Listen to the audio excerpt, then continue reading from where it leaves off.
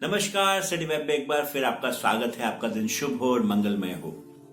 अहंकार जीवन में हर चीज का नाश कर देता है, चाहे वो रिश्ते हो, चाहे सामाजिक प्रतिष्ठा हो, चाहे अध्यात्म ही क्यों ना हो। अध्यात्म में तो हौमे को यानी कि अहंकार को सबसे बड़ा दुश्मन कहा गया है। ऐसा कहा जाता है कि हमारे मन की खुराक अहंकार है, यानी कि जब हम अहम में होते हैं, जब हम हौमे में होते हैं तो हमारा मन हमारा मालिक हो जाता है और हम मन के गुलाम हो जाते हैं। आज इसी विषय के ऊपर हम बात करने वाले हैं। इससे पहले अगर आपने हमारे चैनल को सब्सक्राइब नहीं किया है तो आप जरूर सब्सक्राइब कर लें और बेल आइकन का बटन दबाना बिल्कुल ना भूलें। वीडियो अगर अच्छी लगे तो इस वीडियो को शेयर करना बिल्कुल मत भूलिएगा, क्योंकि कई बार बहुत ज्ञानी पुरुष जिनको बहुत जीवन में अनुभव होता है, ज्ञान होता है, वह जाने अनजाने अहंकार में आ जाते हैं और अहंकार तब टूटता है कि जब सब कुछ खो बैठते हैं। ऐसा ही एक बार हुआ। एक बहुत ही विद्वान पंडित थे, उन्होंने किसी बच्चे को मोमबत्ती ले जाते हुए देखा। तो पंडित जी को अहंकार आ गया कि मेरे जाने से पहले वो मेरे ही मंदिर में जाके बाहर मोमबत्ती जला के आएगा। दीपावली का समय था, तो पंडित जी अभी मंदिर में पहुंचे नहीं और ये बच्चा मोमबत्ती लेके मंदिर में मोमबत्ती मंदिर के बाहर रखने के लिए जा रहा था।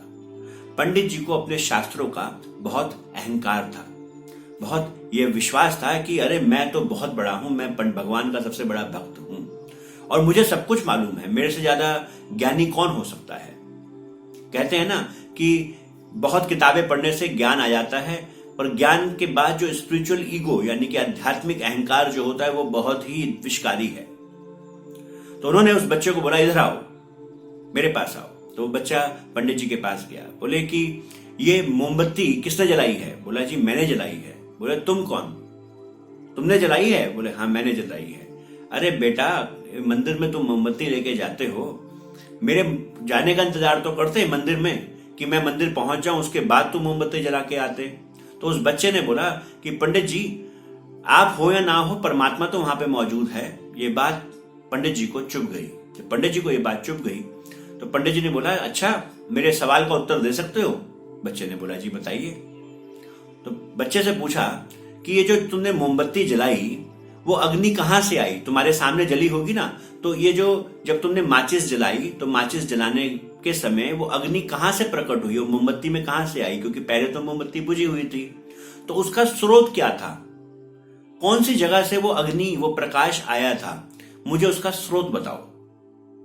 बच्चे ने कहा कि मैं आपको उसका स्रोत बताऊं, क्या आपको मालूम नहीं कि वो अग्नि कहां से आई? बोले नहीं, मैं तुम्हें टेस्ट करना चाहता हूं, मैं देखना चाहता हूं कि तुम्हें मालूम है या नहीं मालूम है कि अग्नि का स्रोत क्या था। तो बच्चे ने बोला कि आपको पूरा विश्वास है कि मुझे अग्नि का स्रोत मालूम होगा? पंडित जी बोले ये बात मैं जानता हूं कि तुमको मालूम नहीं होगा, तभी तो तुमसे पूछ रहा हूं कि जब तुम्हारे सामने सामने मोमबत्ती जली तो अग्नि का स्रोत क्या था? इस बात पे पंडित जी अड़े रहे। बच्चा भी बहुत बुद्धिमान था, वह जानबूझ के पंडित जी को निराश नहीं करना चाहता था, पर जब पंडित जी माने नहीं तो बच्चे ने बोला, ध्यान से इस मोमबत्ती को देखिए पंडित जी। पंडित जी ने बड़े ध्यान से इस मोमबत्ती को देखा और उस बच्चे ने जो मोमबत्ती जल रही थी उसको फूंक मार दी। जब फूंक मार दी तो बोला कि पंडित जी आपके सामने मोमबत्ती बुझी है? बोले हाँ बुझी है। तो बोले ये अग्नि गई कहां? मुझे उसका बताइए कि पहले इसका जाने का पता बताइए, मैं आने का पता आपको बता दूंगा। जिस स्रोत से ये अग्नि आई थी उसी स्रोत पे ये अग्नि चले गई है, और मैं, क्योंकि आपने भी देखा है कि अग्नि गई है, वो गई कहां है उसका स्रोत मुझे बता दीजिए। यह बात सुन के पंडित जी चकरा गए, उनका दिमाग हिल गया और उनको समझ में आया कि कभी कभार छोटे बच्चे भी, कोई ऐसा व्यक्ति भी आपको जीवन में शिक्षा दे सकता है। कभी कभी हमारे को ज्ञान का अहंकार हो जाता है तो हम सबको हीन भावना से देखते हैं, हम सबको सोचते हैं कि किसी को कुछ मालूम नहीं, मेरे को ही सब कुछ मालूम है। हमें चाहिए कि ज्ञान से हम झुकना सीखें। ज्ञान वो है जो हमें झुकना, नम्रता देता है हमारे अंदर, वह ज्ञान है। वह ज्ञान नहीं कि जब हम दूसरों का टेस्टिंग करना शुरू करते हैं, दूसरों को परखना शुरू कर देते हैं, वो ज्ञान नहीं।